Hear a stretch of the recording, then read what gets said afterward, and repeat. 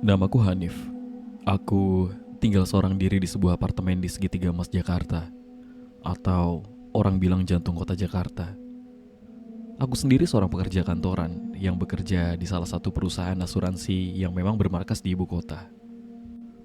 Sudah beberapa bulan ini aku hidup sendiri semenjak perceraianku dengan istriku. Karena kami belum mempunyai anak, jadi aku bisa langsung terlepas dari ikatan hubungan ini. Kami jadi tak pernah bertemu lagi dan bahkan tak saling kenal lagi. Sementara di apartemen, aku dibantu seorang asisten rumah tangga. Namanya Bu Umi. Dia asli warga sekitar apartemenku. Karena apartemen bertingkatku ini berbatasan langsung dengan pemukiman padat penduduk khas Jakarta. Bu Umi ini tak menetap di apartemenku. Dia punya jam kerja sendiri yang sudah aku atur.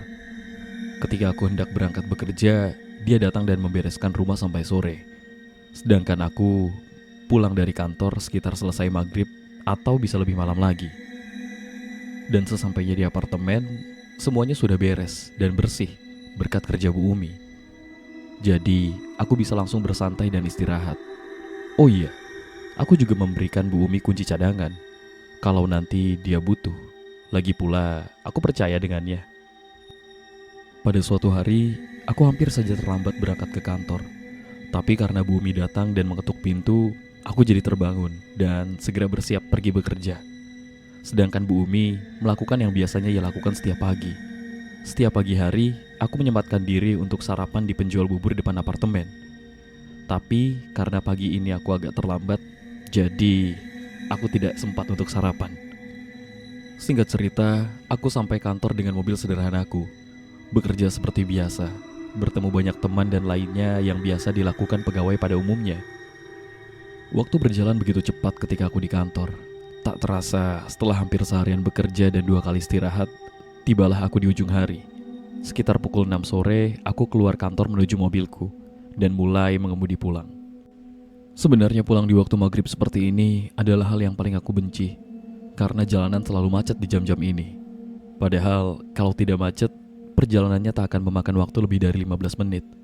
Karena macet, perjalananku yang sebenarnya dekat ini pun memakan waktu 40 menit.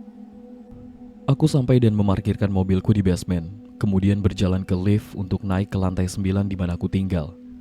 Aku sendiri di dalam lift dan sampai di lorong pun aku sendiri. Lorong begitu sepi dan hening, hanya ada aku dan suara langkahku. Ditambah suara kunci yang berputar di lubang pintu. Aku segera masuk dan langsung mengambil segelas air di dapur untuk meminumnya. Namun ada yang janggal saat maghrib itu.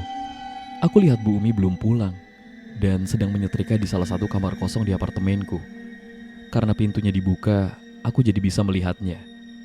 Aku pun mendekat dan bermaksud menyapanya.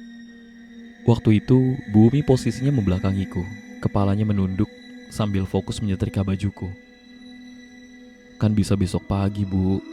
Ibu pulang aja, kataku pada Bu Umi. Aku berpikir mungkin Bu Umi sedang ada masalah dengan anaknya di rumah. Jadi aku membiarkannya dan tak menaruh curiga. Ya udah Bu, saya bikinin teh ya, ucapku dengan maksud baik. Aku segera berjalan menuju dapur untuk membuat segelas teh manis. Cangkir sudah ada dan teh pun tersedia. Jadi tinggal aku buatkan saja untuk dia.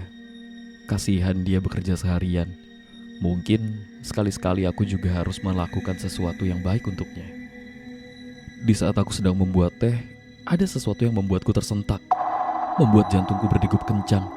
Aku kaget bukan main ketika mendapat sebuah pesan singkat dari Bu Umi di ponselku. Dalam pesan chat tersebut, Bu Umi berkata, "Mas Anif, maaf mas, saya pulang siang ya. Mohon maaf mas, hari ini saya nggak bisa lama-lama."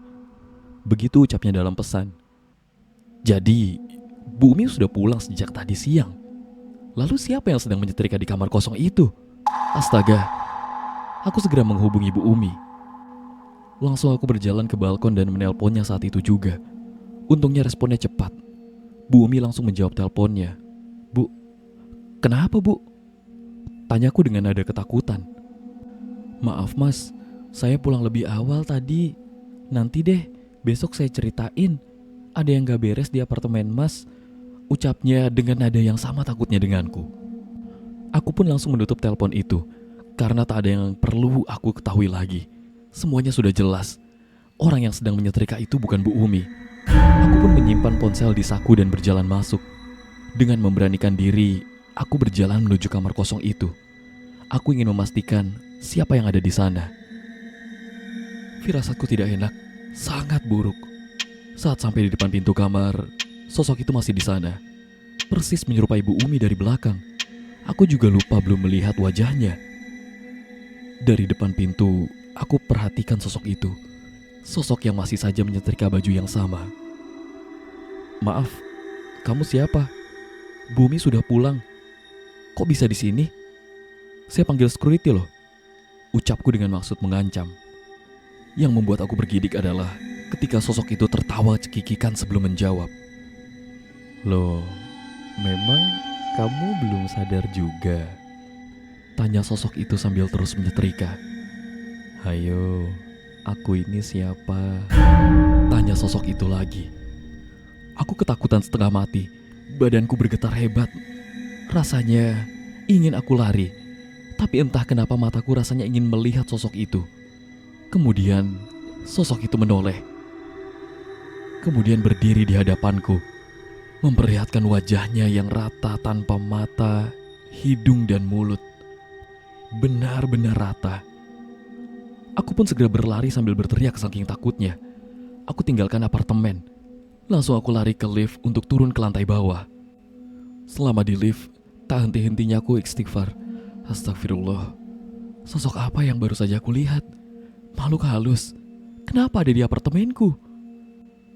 Gara-gara kejadian itu, aku tak tidur di apartemen malam itu. Aku terpaksa tidur di rumah orang tua di Bekasi yang lumayan jauh jaraknya. Keesokan harinya, aku berangkat kerja seperti biasa. Bu Umi kusuruh untuk tidak datang ke apartemenku karena aku sedang tidak di sana. Setelah pulang kerja, aku berkunjung ke rumah Bu Umi. Aku ceritakan apa yang kualami kemarin. Dan ternyata Bu Umi pun mengalami hal yang sama. Itulah alasan kenapa Bu Umi pulang lebih cepat. Bu Umi bilang kalau makhluk itu menyerupai aku. Namun saat menoleh, mukanya rata.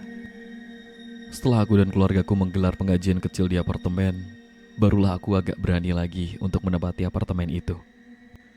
Dan itulah cerita horor dari penghuni apartemen. So, buat kalian semua yang suka sama ceritanya boleh kasih tombol like. Dan biar gak ketinggalan cerita-cerita horor lain, kalian bisa subscribe dan nyalain tombol notifikasinya. Kalau begitu, gue Aldin. Sampai bertemu di cerita-cerita horor lainnya.